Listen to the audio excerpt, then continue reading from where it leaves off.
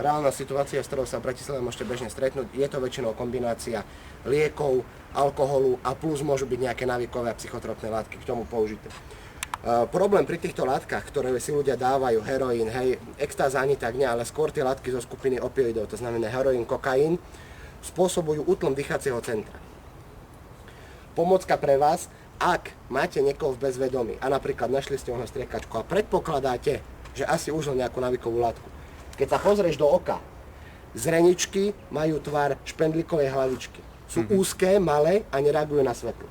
To je taká, by som povedal, pomôcka pri určení diagnózy. Bude to bezvedomie. Treba zistiť, o aké bezvedomie ide. Hej? Či je úrazové, alebo je neúrazové. Lebo môže sa stať, že plus ten narkoman, že bol nadrogovaný, padol napríklad z tohto stromu, on bude tu ležať. Hej? Takže takto. Povedali sme si, že bezvedomie bez ohľadu na to, aká príčina ho vyvolala, život ohrozujúcim stavom.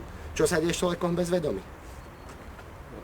Zapadá jazyk, čiže ucháva dýchacie cesty. Práve preto absolútnou prioritou pri každom bezvedomí je hneď po prvotnom vyšetrení zistiť stav jeho dýchania. Teda ak je v bezvedomí, musím udržiavať prechodné dýchacie cesty. Mám na výber z dvoch možností. Ak ho nechcem obracať do stabilizovanej polohy, lebo si myslím, že je poranený, že utrpel nejaký úrazový mechanizmus, nechávam ho v polohe na chrbte s tým, že jeden mu neustále udržuje uvoľnené dýchacie cesty. Ale my tu budeme mať jednoduchú situáciu, že nebudem mať žiadne vonkajšie poranenie, tým pádom môžem úplne vylúčiť nejakú úrazovú etiológiu a ukladám ho do stabilizovanej polohy.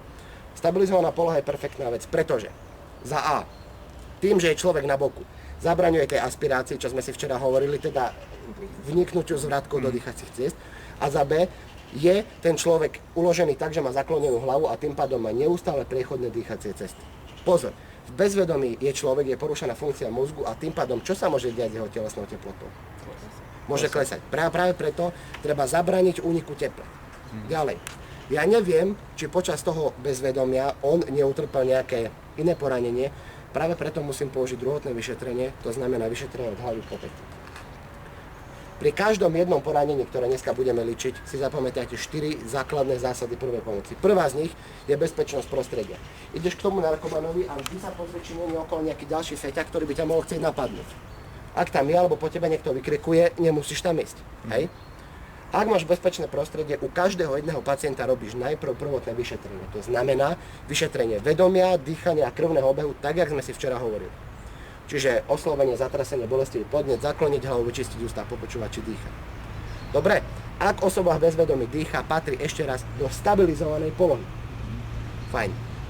Tretia vec, ako náhle som zistil, čo je s ním, volám záchrannú službu a štvrté pravidlo je tzv. Druhotné vyšetrenie. Počas druhotného vyšetrenia zistujem. Robím vyšetrenie od hlavy po pety, ukážeme si ako, a zistujem teda, či nemá nejaké iné pridružené poranenie. Plus, pýtam sa svedkov poškodenia zdravia, že či, teda čo sa s ním vôbec stalo, či užil niečo a tak ďalej. Treba prehľadať aj vrecka. Opatrne, môže tam byť ihla, o ktorú sa môžete pichnúť. Takže opatrne jemne chytiť, ale môžete tam nájsť nejakú striekačku, môžete tam nájsť lieky, čo vám uľahčí diagnózu. Dobre? No, toto je teória k tomu celá. My si ideme tú situáciu teraz naličiť. Ja vám to presne